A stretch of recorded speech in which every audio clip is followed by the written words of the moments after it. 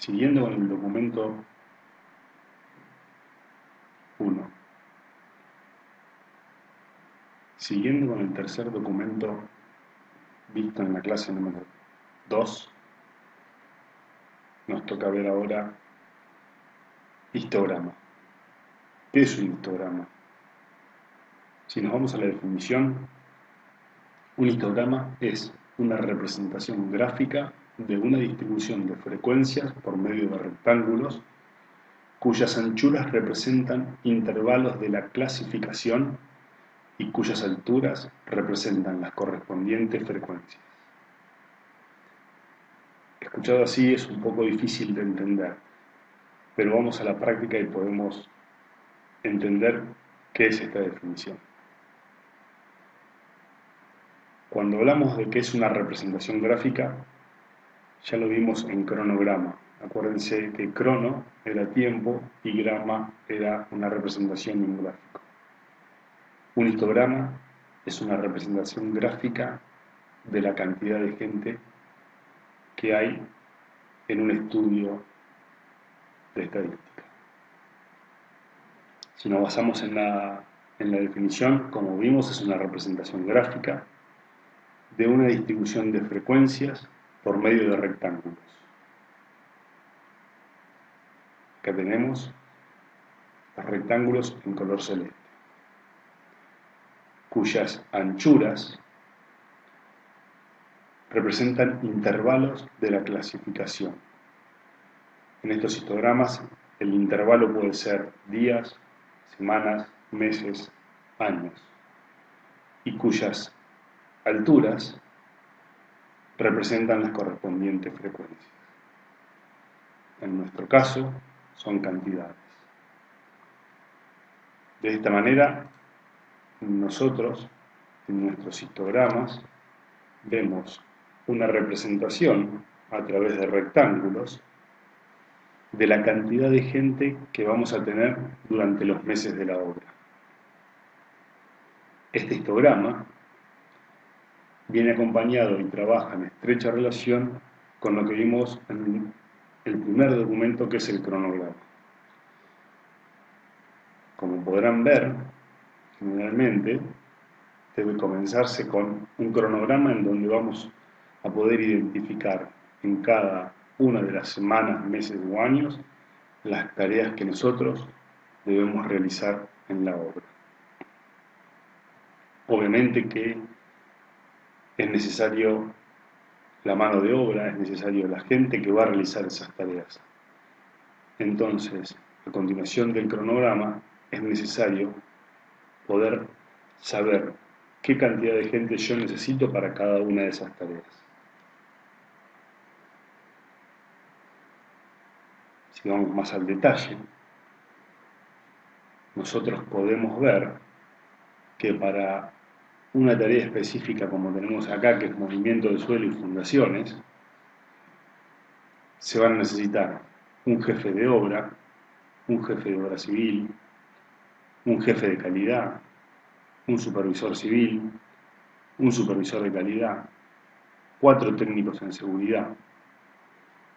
La suma de estas 10 personas me da 10, que es el total de mano de obra indirecta. Y vamos a necesitar 10 oficiales albaniles, 12 ayudantes de albañil, 10 ayudantes de carpintero y 8 jornales más, sumando un total de 40 personas directas. Para esa tarea en esa semana nos da la conclusión de que vamos a necesitar 50 personas en nuestra obra. ¿Cuál es la diferencia entre personal indirecto y personal directo? En todas nuestras obras se hace una diferenciación entre el personal que así llamamos. Esto está basado en que los indirectos son aquellas personas que reciben una remuneración mensual. Generalmente este tipo de personal están fuera de los convenios colectivos de trabajo y no hacen trabajos de mano de obra directa. No son los que construyen directamente una obra no son los que hacen el montaje de un motor, una turbina, un equipo de manera directa. Como su palabra lo dice, el total de directos es todas aquellas personas que trabajan directamente en la construcción. Estas personas, la remuneración generalmente es a través de jornales y se cobra por quincena, a diferencia, como dijimos, de los indirectos, que la remuneración es mensual.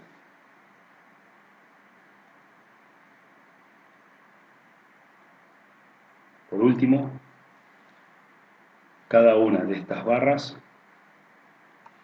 en la representación gráfica del histograma corresponde a una semana en nuestro histograma y a una semana en nuestro cronograma.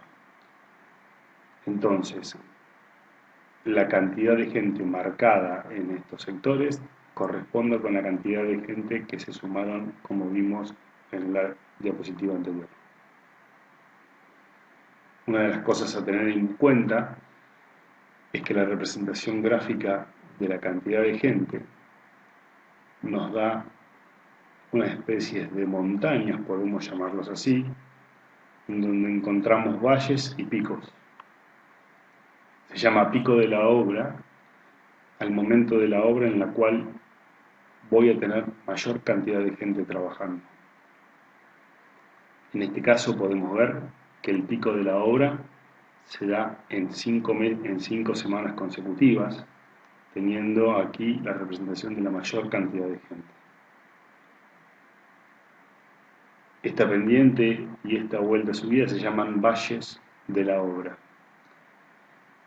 Generalmente estos momentos son momentos en donde se cambian radicalmente las actividades que se hacen en esa obra.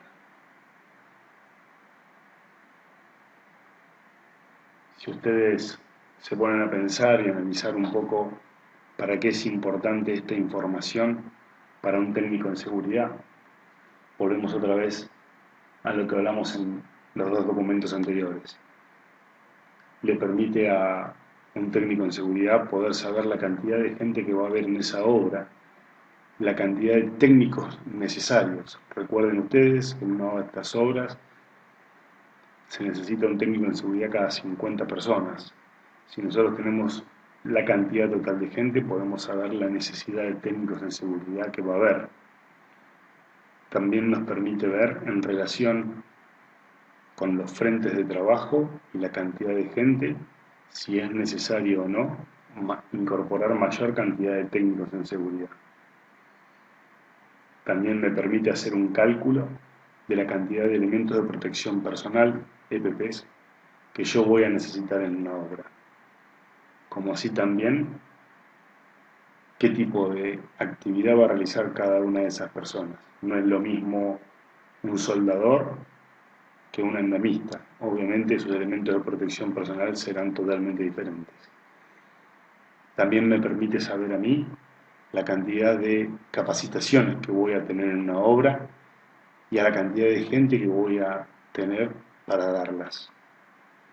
También me permite saber la cantidad de gente que voy a tener para los planes de evacuación o en distintas obras donde por la actividad se necesiten espacios de confinamiento y de resguardo, la cantidad de gente me podrá dar la cantidad de los mismos que voy a necesitar. Una cosa simple pero no menos importante, de acuerdo a la cantidad de gente, es la cantidad de baños que yo voy a necesitar en una obra para que las condiciones de higiene sean las adecuadas. Esto parece algo simple y sencillo, pero es muy importante saber la cantidad de gente que voy a tener para poder tener a disposición la cantidad de baños adecuados. Obviamente que ustedes, con su profesionalidad y con el avance de las materias y el avance de su experiencia, le van a encontrar muchas utilidades más a documentos como este. Como siempre, cualquier pregunta en el área de la tarea. Gracias.